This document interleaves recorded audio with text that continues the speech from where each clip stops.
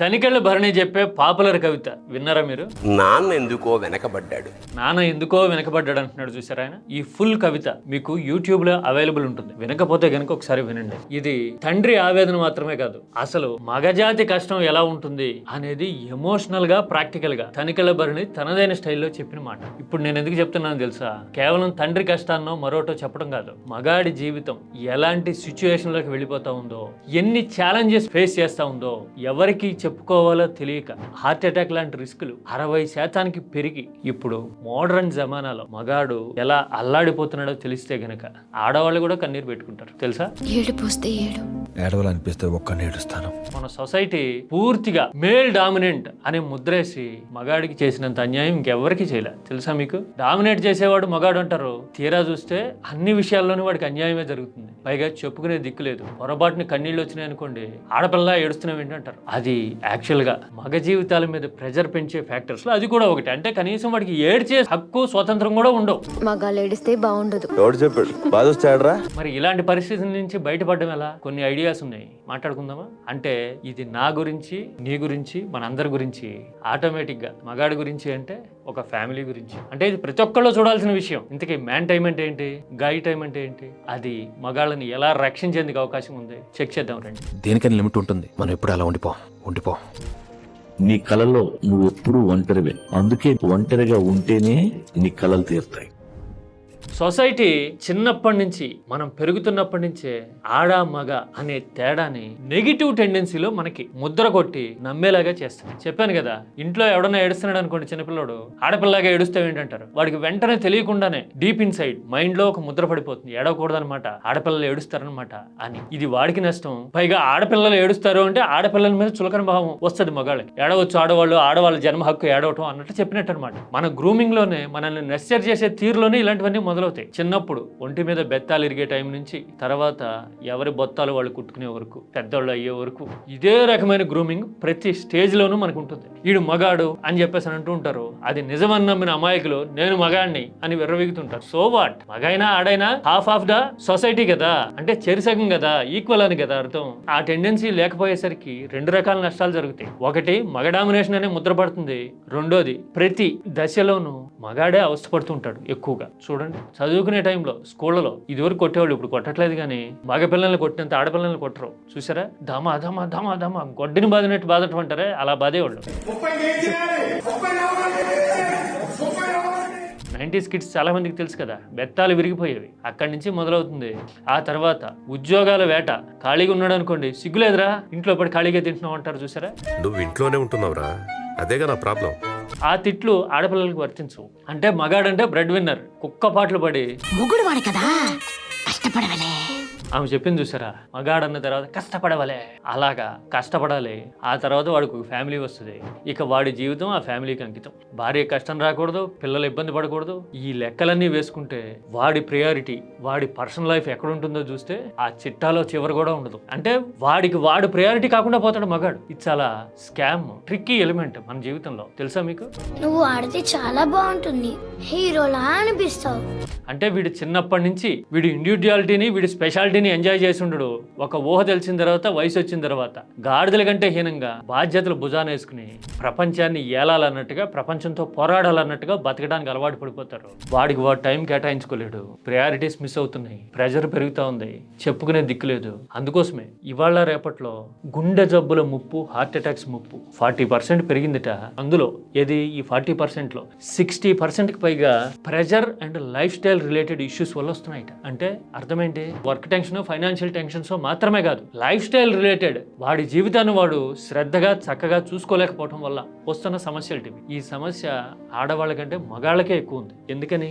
ఆడవాళ్ళకి ఒక peculiar kind of living అనేది ఉంటుంది. నేచర్ వాళ్ళకి ఫిజికల్ గా ఇచ్చిన అడ్వాంటేజెస్ కొన్ని అయితే, లైఫ్ స్టైల్ ని డిజైన్ చేసుకోవడంలో కూడా కొంత అడ్వాంటేజ్ ఉంటుంది. అంటే చేసే ప్రతి పని ఎంజాయ్ చేయడం కానీ, లేదంటే ఇది నా పర్వ్యూ అని చెప్పి వాళ్ళకి క్లియర్ కట్ గా తెలిసి ఉండడం కానీ, ఇంకా చెప్పాలంటే నేను ఏం చేయగలుగుతాను, ఏం చేయలేను అనే క్లారిటీ ఆడవాళ్ళకి ఎక్కువ ఉంటుంది. అందువల్ల వాళ్ళకి మెంటల్ పీస్ అనేది ఎక్కువ ఉంటుంది. వేరే ప్రతిదీ చేసేస్తాం, ఏదైనా సాధించేస్తాం, ఎవరితో అయినా కొట్లాడతాం, ఎక్కడ సమస్య అయినా మనదే. ఇంట్లో కొడుకుదైనా, కూతురుదైనా, భార్యదైనా, బంధువులదైనా, ఎవరిదైనా సరే వీడి మీద వేసుకుంటాడు.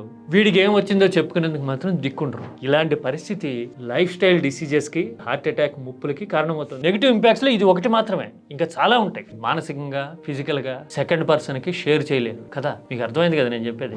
ఎస్పెషల్లీ 30 దాటిన ప్రతి ఒక్కళ్ళు ఇప్పుడు ఇలాంటి సఫకేషన్ ని ఫేస్ చేస్తా ఉన్నారు కదా. మరి దీనికి పరిష్కారం ఏంటి? సైకలాజికల్ గా వరల్డ్ వైడ్ గా ఇది డిబేటబుల్ అవుతా ఉంది. మీరు అబ్జర్వ్ చేశారో లేదో. దీనికి బెటర్ అండ్ సూటబుల్ సొల్యూషన్ గురించి ఈ మధ్యన కొంతమంది సజెస్ట్ చేస్తున్నది మ్యాన్ టైం, గాయ్ టైం అని కూడా అంటారు దీన్ని. తెలుసా మీకు మ్యాన్ టైం అంటే ఏంటో? నీకు నువ్వు సమయం పెట్టుకోవటం, స్పెసిఫిక్ గా నీతో నువ్వు గడిపేందుకు కొంత సమయాన్ని కేటాయించుకోవటం. అంటే ఇందులో తల్లిదండ్రి ఉండరు, ఇందులో భార్యా బిడ్డలు ఉండరు, ఇందులో కనీసం నీకు కంపానియన్ ఎవరు ఉండరు. ఎవరు నీకు కంపానియన్ మ్యాన్ టైంలో? నువ్వే. నీతో నువ్వు గడిపే సమయాన్ని మ్యాన్ టైం అంటారు. ఇందులో ఎలాంటి డిస్టర్బెన్సెస్ ఉండవు, ఏ ఆలోచన మైండ్ లోకి రానివ్వకు.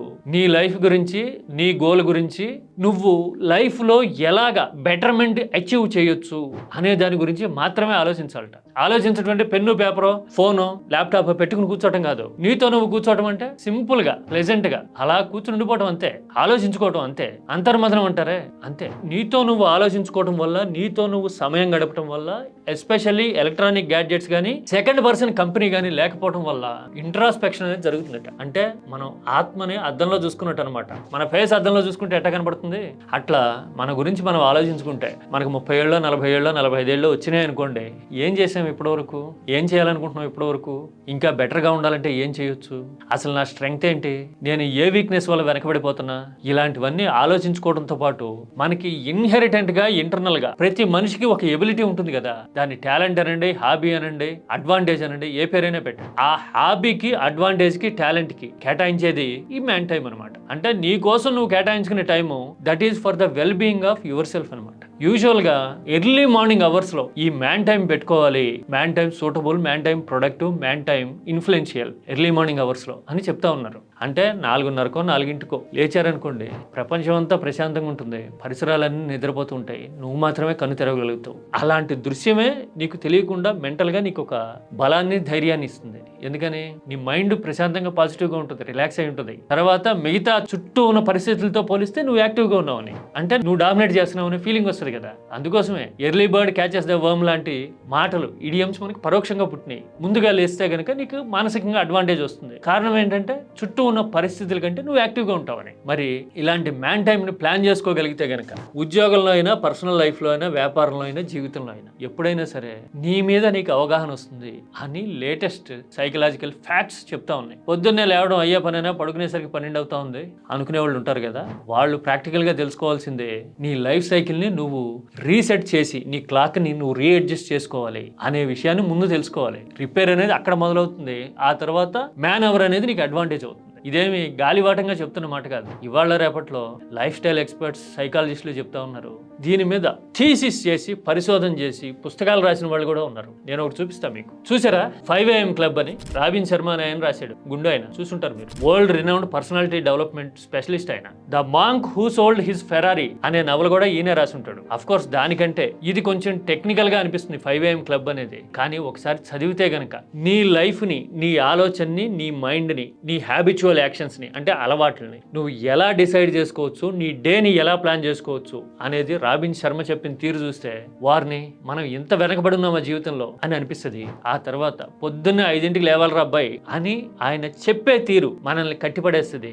5ంటికి లేచేందుకు కావాల్సిన ఎనర్జీని, ఆలోచనని మనకి ఇన్హెరిటెంట్ గా, అంతర్గతంగానే తట్టి లేపేలాగా చేయగలిగిన కెపాసిటీ ఈ 5 AM క్లబ్ కు ఉంది. ఇది ఒక బుక్ అంతే. దీని తర్వాత the monk who sold his Ferrari అని ఒకటి ఉంటుంది. చదివిన వాళ్ళకి ఆల్రెడీ తెలిసి ఉంటుంది. డబ్బులోను, బిజీ లైఫ్లోను లైఫ్ లేదు, లైఫ్ అంటే లైవ్లీగా బతకటం అనే విషయాన్ని ఫ్యాసినేటింగ్ గా చెప్తాడు రాబిన్ శర్మ. ఇలాంటివి చూడగలిగితే, చదవగలిగితే గనక మొదట మన జీవితం బాగుపడుతుంది.